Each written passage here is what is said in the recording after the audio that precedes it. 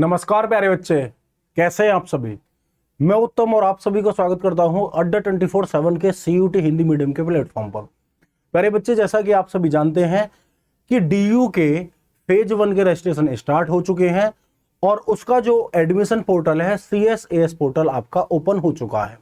2 से 3 दिन का समय हो चुका है और आज के सेशन में मैं आपको बताने वाला हूं कि अगर आपने रजिस्ट्रेशन नहीं किया है और रजिस्ट्रेशन करने का इंतजार आप लोग कर रहे हैं फेज 1 में और आपको नहीं पता कि कौन कौन से इंपॉर्टेंट डॉक्यूमेंट्स हमें लेकर चलने हैं, और अगर हम किसी कैटेगरी से आते हैं, AWS से आते हैं, OBS से आते हैं, सिंगल गर्ल चाइल्ड से आप लोग आते हैं, या कश्मीर के माइग्रेंट से आते हैं, तो कौन कौन से डॉक्यूमेंट्स आपके लिए रिक्वायरमेंट है जिससे आप रिजर्वेशन का लाभ लेकर अपनी मनचाही सीट यहां पर ले सकते हैं। ठीक है, तो एक बार सभी साथी जुड़ जाइए और यह वीडियो सभी बच्चों के लिए समान रूप से उपयोगी होने वाली है। तो यहाँ पर हम लोग जो दिल्ली विश्वविद्यालय है उसमें जब आप प्रवेश लेंगे, और प्रवेश लेने के लिए आपको क्या करना होगा, रजिस्ट्रेशन। फेज 1 का रजिस्ट्रेशन है, 15 से 20 दिन का आपको यहाँ पर समय मिलने वाला है। तो इस 15 से 20 दिन में आप लोग रजिस्ट्रेशन कर सकते हैं, लेकिन अगले आप लोग 1 हफ्ते के भीतर भीतर अपने जो डॉक्यूमेंट्स हैं वो आप लोग तैयार करा लीजिए। जिन बच्चों ने तैयार नहीं कराए, कुछ बच्चे एक्टिव होते हैं जिन्होंने तैयार पहले से करा लिए होंगे, तो वो बच्चे भी मेक श्योर कर लेंगे क्या आपके डॉक्यूमेंट्स कम तो नहीं है, सफिशिएंट है या फिर नहीं है। ठीक है, चलिए सबसे पहले यहां पर हम जिस चीज के बारे में बात करने वाले हैं, कोर डॉक्यूमेंट्स क्या है, ये चेकलिस्ट है। तो कौन सी डॉक्यूमेंट चेकलिस्ट है, ये कोर डॉक्यूमेंट्स आपकी चेकलिस्ट यहां पर होने वाली है।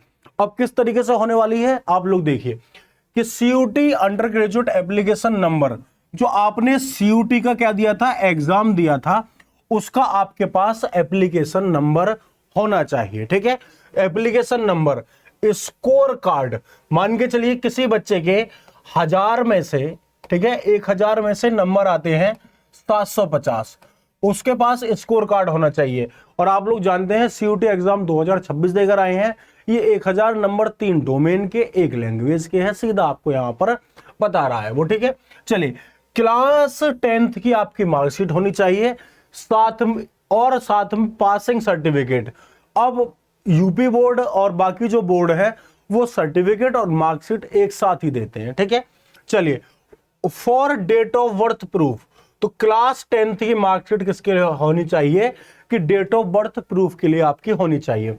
क्लास 12th की मार्कशीट, आपके पास क्लास 12th की जो मार्कशीट है वो होनी चाहिए। ठीक है, provisional market are accepted if the original it's not available. अगर आपके पास ओरिजिनल मार्कशीट नहीं है तो आपकी जो प्रोविजनल मार्कशीट है वो भी मान ली जाएगी। लेकिन जब आप DU में, जब आपका रजिस्ट्रेशन कंप्लीट हो जाएगा, काउंसलिंग की प्रोसेस हो जाएगी, जब आप एडमिशन लेने जाएंगे तो आपको वहां पर ओरिजिनल ID क्या करनी होगी, दिखानी होगी, और बाकी चीजें आपको सबमिट करनी होगी। तो यहां से आपने क्या समझा कि आपको एक CUT UG का एप्लीकेशन नंबर चाहिए, स्कोर कार्ड चाहिए, क्लास 10th और 12th की आपको मार्कशीट चाहिए। ठीक है, आगे कह रहा है कि वैलिड गवर्नमेंट फोटो ID, तो गवर्नमेंट की जो वैलिड फोटो ID है वो होनी चाहिए। अब आप, सबसे बढ़िया है कि आप लोग आधार कार्ड रख सकते हैं। आप 12th के बच्चे हैं, और मैक्सिमम जब मैंने 12th की थी तो मैं 16 साल का था। 16 साल के बच्चे का कौन सा वोटर ID कार्ड बनता है, कौन सा लाइसेंस बनता है, 16 साल के बच्चे का पैन कार्ड अगर बन सकता है तो पैन कार्ड को वो कंसीडर नहीं करता, लेकिन आपका क्या बनता है, आधार कार्ड बनता है। ठीक है, तो आधार कार्ड आप लोग अपने पास से लेकर जाएं, updated pan card, voter ID, ठीक है, पासपोर्ट और ड्राइविंग लाइसेंस। तो आपके पास पैन कार्ड हो सकता है, पैन कार्ड भी इसने वोटर ID उसमें ID प्रूफ में कंसीडर किया है, तो पैन कार्ड है, Aadhaar card, voter ID card, passport, driving licence, ये सारी चीजें आपके पास नहीं होंगी। ठीक है, कुछ बच्चे ऐसे होंगे जिनके पास होंगी तो वो लोग लेके जा सकते हैं। रिसेंट पासपोर्ट साइज फोटो, जो आपकी रिसेंट, अभी जो हाल फिलहाल में आपने पासपोर्ट साइज फोटोज खिंचवाई हैं वो आपके पास होनी चाहिए इन प्रिस्क्राइब्ड फॉर्मेट, स्कैन सिग्नेचर। तो आपके पास सिग्नेचर वगैरह आपके होने चाहिए। ठीक है, जो आप प्रेजेंट टाइम में सिग्नेचर करते हैं तो सिग्नेचर वगैरह होने चाहिए। तो कोर डॉक्यूमेंट्स में आपने समझा कि भैया आपका CUT का क्या क्या लेके चलना है हमें, एप्लीकेशन नंबर, मार्कशीट लेके चलनी है, ठीक है, जो डेट ऑफ बर्थ काम आएगी 10th की, फिर 12th की मार्कशीट चाहिए, गवर्नमेंट आईडी चाहिए और रिसेंट पासपोर्ट साइज फोटो वगैरह आपको यहां पर चाहिए होगा। साथ में applying category and quota documents if claiming reservation, अगर आप रिजर्वेशन क्लेम करते हैं तो आपके लिए कौन कौन से डॉक्यूमेंट की आवश्यकता पड़ेगी। अगर आप किसी भी कास्ट से आते हैं और आप जनरल में चीज सीट लेना चाहते हैं, आपके नंबर अच्छे हैं, तो फिर आपको कोई आवश्यकता नहीं है। लेकिन आप रिजर्वेशन कोटा के तहत अगर आप जाते हैं डीयू में, तो आपके लिए कुछ डॉक्यूमेंट्स हैं, जैसे कैटेगरी सर्टिफिकेट। कुछ बच्चे कह रहे थे कि भैया कैटेगरी सर्टिफिकेट क्या है, तो इसको हिंदी में क्या बोलते हैं, जाति प्रमाण पत्र।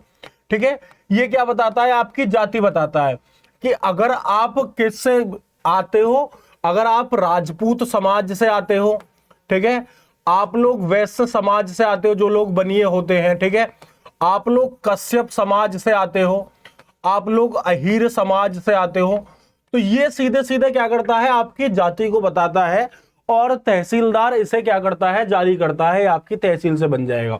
तो कैटेगरी सर्टिफिकेट।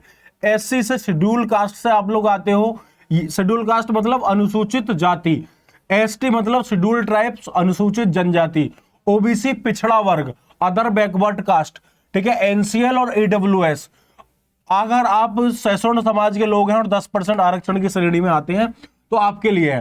देखो ये जो है, अगर मैं बात करूं ओबीसी और ईडब्ल्यूएस वाले, ये ध्यान से सुन लें कि तुम्हारा जो ये कास्ट सर्टिफिकेट है ये कब तक होना चाहिए, 1 अप्रैल 2026 या बाद का इशू होना चाहिए। ठीक है, ऐसा नहीं है कि आप लोग इस सर्टिफिकेट को पिछली साल का दे देंगे, 31 मार्च 2026 का दे देंगे, क्योंकि जो फाइनेंशियल होता है ईयर होता है वो 1 अप्रैल से 31 मार्च तक होगा। ठीक है, अब ये 1 अप्रैल कौन सा है, 2026 वाला, और ये आपका 31 मार्च 2027 वाला, तो इसके बीच का ही आपके पास होना चाहिए। ठीक है, आप मई में बनवा रहे हैं, जून में बनवा रहे हैं, तो ठीक है। पीडब्ल्यूडीबी अगर सीवी यानी कि आप लोग अगर इस कैटेगरी से आते हैं तो आपका इनका क्या होना चाहिए, आपका सर्टिफिकेट होना चाहिए। अगर आप स्पोर्ट्स से आते हैं, आप ईसीए से आते हैं, तो इनके आपको सर्टिफिकेट होना चाहिए। ठीक है, चलिए। इफ रजिस्टरिंग अंडर कोटा, अगर आप किसी कोटा से स्पोर्ट्स कोटे से आप लोग सीट लेना चाहते हैं तो आपको क्या करना होगा, इनका चीजें करनी होंगी। अब यहां पर हम लोग बता दे रहे हैं other requirement documents, active mobile numbers आपके पास होना चाहिए और ये 3 मंथ तक एक्टिवेट, क्योंकि यूनिवर्सिटी आपसे कम्युनिकेट कैसे करेगी, फोन के माध्यम से करेगी, तो आपके ईमेल हो और फोन नंबर हो 3 महीने तक एक्टिवेट होना चाहिए, जब तक आपका सीयूटी का रजिस्ट्रेशन हो। ठीक है, online payment facility, net banking है आपके लिए, यूपीआई है, ठीक है, क्रेडिट कार्ड है, डेबिट कार्ड है, ये सारी चीजें हैं फॉर रजिस्ट्रेशन। अब जनरल के लिए, ठीक है, ओबीसी के लिए, ईडब्ल्यूएस के लिए, ठीक है, ईडब्ल्यूएस के लिए जो फीस रखी गई है वो आप सभी को पता है 200 रुपए रखी गई है, और 250 रुपए रखी गई है, और बाकी के लिए प्यारे साथी एससी एसटी के लिए और पीडब्ल्यूडीबी के लिए, ठीक है,